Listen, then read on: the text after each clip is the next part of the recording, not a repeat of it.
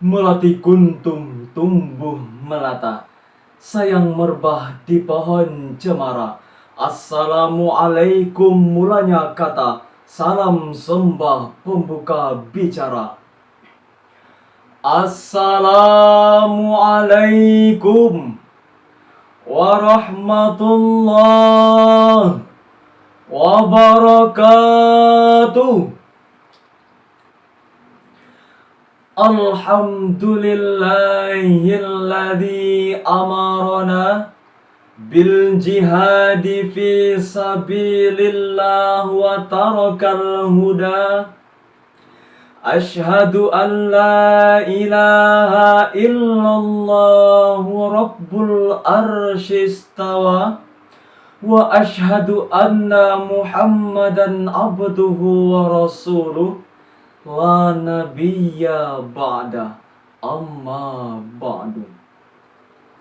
Majelis hakim yang arif dan bijaksana, yang laki-laki gantengnya luar biasa dan yang perempuan wajahnya cantik jelita, serta hadirin sebangsa dan setanah air yang dirahmati Allah. Tiada kata yang dapat kita sanggah dan kita bantah. Yang namanya manusia wajib menghaturkan puji syukurnya kepada Allah Subhanahu wa ta'ala, Tuhan yang maha pengasih lagi maha penyayang, yang tak pilih kasih dan pandang sayang, yang nikmatnya tak terhitung dan tak terbilang, yang dengan nikmatnya tersebut kita bisa beradu pandang meski via virtual. Salawat bertangkaikan salam senantiasa tercurahkan kepada putra gurun pasir yang pada Senin subuh dia lahir. Patung-patung di sekitar Ka'bah jatuh tersungkir di saat manusia sedang kocar-kacir.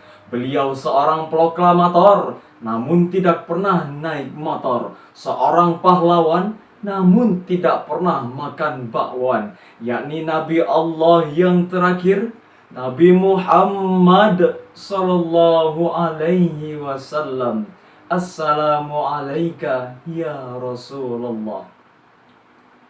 Hadirin rahimakumullah, pada kesempatan kali ini izinkanlah saya untuk menyampaikan untayan pidato singkat dengan judul Membangun Generasi Bangsa di Era Digital. Di era teknologi digital sekarang ini, hadirin, telah lahir alternatif gaya komunikasi yang baru, yakni komunikasi melalui media sosial. Hal ini melahirkan kemudahan yang sangat luar biasa. Hanya bermodalkan gadget dan kuota saja, kita mampu menjelajahi seluruh dunia. Kita mampu menghubungi sanak saudara dari mancanegara. Bahkan informasi pun dapat kita ketahui hanya dengan sekejap mata. Akan tetapi hadirin, kemampuan manusia untuk mencapai teknologi sekarang ini sejatinya karena pertolongan Allah dan kekuasaannya, sebagaimana yang telah tertulis di dalam Al-Quran surah Ar-Rahman ayat 33. A'udzu billahi minasyaitonir rajim. Bismillahirrahmanirrahim. Ya ma'syaral jinni wal insi in istata'tum an tanfudhu min aqtaris samawati wal ard fanfuzu la tanfudhu illa bisultan. Hai jamaah jin dan manusia, jikalau kamu mampu menembus langit dan bumi, maka lintasilah. Niscaya kamu tidak akan mampu melintasinya illa bisultan, kecuali dengan pertolongan Allah Subhanahu wa ta'ala. Hadirin rahimakumullah, Ayat ini mengingatkan kepada kita bahwa yang namanya manusia tidak bisa lari dari ketetapan Allah Subhanahu wa Ta'ala, dan kita tidak bisa lari dari pertanggungjawaban kita kepadanya. Ayat ini juga memotivasi kita untuk terus semangat menuntut ilmu dan mengembangkan teknologi. Namun dengan catatan, manusia untuk mencapai suatu titik sejatinya karena pertolongan dan kekuasaan Allah Subhanahu wa Ta'ala. Sebagaimana Rasulullah Sallallahu Alaihi Wasallam bersabda, "Qul la haula wala quwata illa billah." Katakanlah, tiada daya dan upaya melainkan kekuatan Allah semata.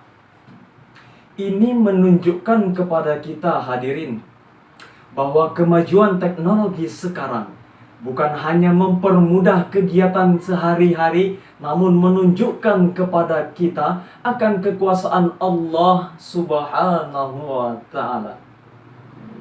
Namun hadirin, penggunaan media sosial tanpa filterisasi yang kuat hanya akan menimbulkan dampak negatif saja. Sebagaimana kenyataan pahit yang kita lihat saat ini, hadirin.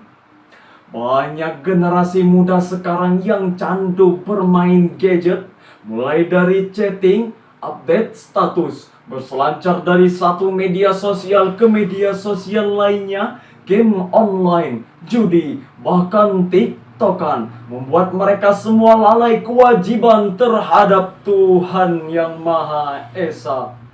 Mulai dari anak-anak, remaja hingga dewasa sudah mulai candu bermain gawai, membuat mereka lupa kewajiban, istri lupa kewajiban terhadap suami, dan suami lupa kewajiban terhadap istrinya.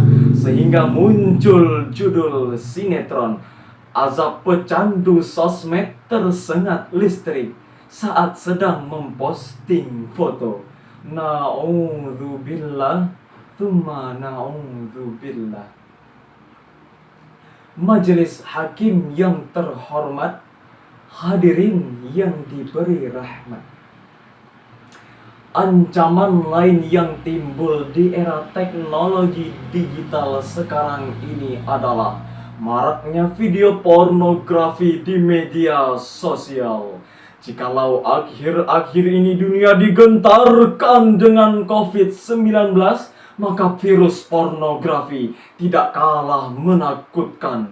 Jikalau COVID-19 hanya menyerang saluran pernafasan, namun virus pornografi, hadirin, menyerang otak sebagai motorik kehidupan manusia yang berakibat sangat fatal. Banyak dari generasi muda yang candu seks bebas, kekerasan, pelecehan seksual, bahkan ada yang hidupnya hanya bergelimang nafsu sehingga merusak akhlak dan moral, hadirin.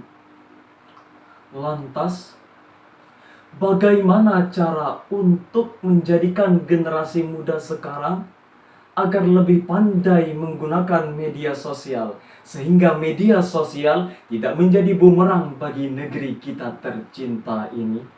Jawabannya adalah pendidikan karakter, hadirin. Dengan karakter, generasi muda akan lebih bijak menggunakan media sosial, sehingga media sosial akan berdampak positif bagi kehidupan mereka. Sebagaimana Luqman Al-Hakim yang mendidik anaknya, yang telah tertuang di dalam Al-Quran, surah Luqman ayat 13. Bismillahirrahmanirrahim. Wa idh qala Luqman libni wa huwa ya'izuhu ya bunayya la tusyrik billah inna syirka la zulmun azim. Sadaqallahul azim.